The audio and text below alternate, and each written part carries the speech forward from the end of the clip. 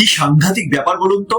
একই পরিবারের চারজন সদস্য, মা বাবা এবং তাদের ছেলে মেয়েরা যখন একে অপরের সঙ্গে মিট করছে, তখন সবাই দিকে ক্যামেরা উঁচিয়ে দাঁড়িয়ে আছে। সবাইয়ের প্রতিটা মুহূর্ত, প্রতিটা কথাবার্তা সবকিছু ক্যাপচার করার চেষ্টা করছে। আপনারা হয়তো বলবেন এটা খুব ভালো ব্যাপার, ভালো মুহূর্তকে ক্যাপচার করে রাখাই তো দরকার। তাই হয়তো ভালো মুহূর্তগুলোকে তারা ক্যাপচার করে রাখছে। ভালো মুহূর্তকে ক্যাপচার করে রাখার জন্য যে কোনো একজনের ক্যামেরা, যে কোনো একজনের মোবাইল ক্যামেরায় যথেষ্ট, তাই না? তাহলে সবাইকে কেন সারাদিন ধরে ক্যাপচার করছে? তাহলে সবাই দিকে মোবাইল উঁচিয়ে রাখার দরকার কি আছে? আসলে এটা একটা কালচার হয়ে দাঁড়িয়েছে। প্রত্যেকে চাইছে তাদের পাবলিক প্ল্যাটফর্মে এই ভিডিওটাকে আপলোড করে প্রচুর ভিউজ, প্রচুর নাম অর্জন এবং জানাবে তাদের ফ্যামিলিতে কি ঘটছে, তারা কিভাবে তাদের পরিবারের সদস্যদের সঙ্গে মিট করছে, কি কথা বলছে, কি আলোচনা হচ্ছে, এভরিথিং। কি সাংঘাতিক ব্যাপার বলুন তো। কি সমাজে আমরা বাস করছি, কি পরিবেশের মধ্যে আমরা বাস করছি। আমাদের ব্যক্তিগত জীবন বলে কিছু থাকছে না। ব্যক্তিগত জীবন পাবলিক প্ল্যাটফর্মে এক্সপোজ হয়ে যাচ্ছে। প্রতিটা ফ্যামিলিতেই এখন এই কালচার স্টার্ট হয়ে গেছে। ঘুম থেকে ওঠা শুরু করে রাত্রি ঘুমোতে যাওয়ার আগে পর্যন্ত প্রতিটা মুহূর্তকে ক্যাপচার করে পাবলিক প্ল্যাটফর্মে আপলোড করে দেওয়া হচ্ছে। একজন ওয়াইফ তার হাজবেন্ড কিভাবে ঘুম থেকে উঠছে, কি খাচ্ছে, একজন হাজবেন্ড তার ওয়াইফ কিভাবে ঘুম থেকে উঠছে, কি খাচ্ছে, কি করছে, এভরিথিং পাবলিক প্ল্যাটফর্মে আপলোড করে দিচ্ছে।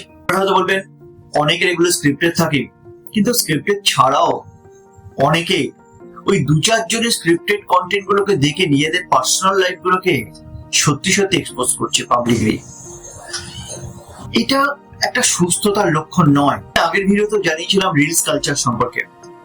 রিলস কালচার কিভাবে আমাদের জীবনকে প্রভাবিত করছে, আর এইভাবে পাবলিকলি নিজের পার্সোনাল লাইফকে এক্সপোজ করা, এটা কোনো সুস্থতার লক্ষণ বলে আমি মনে করছি না। পাবলিকলি এই ভিডিওগুলোকে আপলোড করে পাবলিকলি নিজের পার্সোনাল লাইফকে, ডেইলি লাইফকে এক্সপোজ করে অনেকেই হয়তো এটাকে পেশা হিসাবে বেছে নিয়েছে, কিন্তু অনেকের ক্ষেত্রে এটা পেশার চেয়ে নেশাতে পরিণত হয়েছে। তাই পেশা বা নেশা যেটাই হোক না কেন, আপনার নিজের পার্সোনাল ডেইলি লাইফকে পাবলিকলি এক্সপোজ করে একটা অসুস্থ জীবন বেছে নেবেন না। জীবনের ভালো মুহূর্তকে ক্যাপচার করে রাখুন অবশ্যই, কিন্তু সেটাকে খুবই জরুরি সবাইকে দেখানো। কি খাচ্ছেন, কি পড়ছেন, কখন ঘুমোতে যাচ্ছেন, কখন উঠছেন, কি কাজ করছেন, এইগুলোকে খুবই জরুরি সবাইকে দেখানো। এগুলোকে খুবই জরুরি সবার সঙ্গে শেয়ার করে নেওয়া। আমার তো মনে হয় তাই নয়। একটা পার্সোনাল লাইফ থাকা দরকার, প্রত্যেকের একটা ব্যক্তিগত পেজ থাকা দরকার, প্রত্যেকের একটা ব্যক্তিগত মুহূর্ত আছে। আমরা নিজেদের ব্যক্তিগত মুহূর্তগুলোকে পাবলিকের সামনে এক্সপোজ করছি, অন্যের ব্যক্তিগত পেজের মধ্যে ঢুকে গিয়েও তাদের সমস্ত কিছু পাবলিকলি আমরা এক্সপোজ করে দিচ্ছি। এটা মনে হয় ঠিক হচ্ছে না। মানুষেরও কি রুচি হয়েছে? আমরা সারাদিন এইসবই দেখে চলেছি, কে কি খাচ্ছে, কে কি কথা বলছে, কে কি করছে, কার কতটা ব্যক্তিগত লাইফে সময় কাটাচ্ছে, এবং সেইগুলো আমরা দেখে আনন্দ পাচ্ছি এবং উৎসাহ দিচ্ছি তাদেরকে। মানে তারা উৎসাহ কোথা থেকে পাচ্ছে? যদি আমরা দেখা বন্ধ না করি, তাহলে যারা নিজেদের ব্যক্তিগত লাইফ এক্সপোজ করছে, ব্যক্তিগত লাইফকে সবার সামনে তুলে ধরছে, তারা উৎসাহ পাবে না। আমাদের একটু সচেতন হওয়া দরকার, একটু সুস্থ পরিবেশে বাঁচার খুবই দরকার। এই যে ঘটনাগুলো ঘটছে, এগুলো কোনো সুস্থ পরিবেশ বলে মনে হয়। যে কন্টেন্ট ক্রিয়েটের নামে নিজের ব্যক্তিগত জীবনকে পাবলিকলি তুলে ধরা হচ্ছে, এটা সুস্থ মানসিকতার পরিচয় নয়, এটা কোনো সুস্থ পরিবেশ নয়।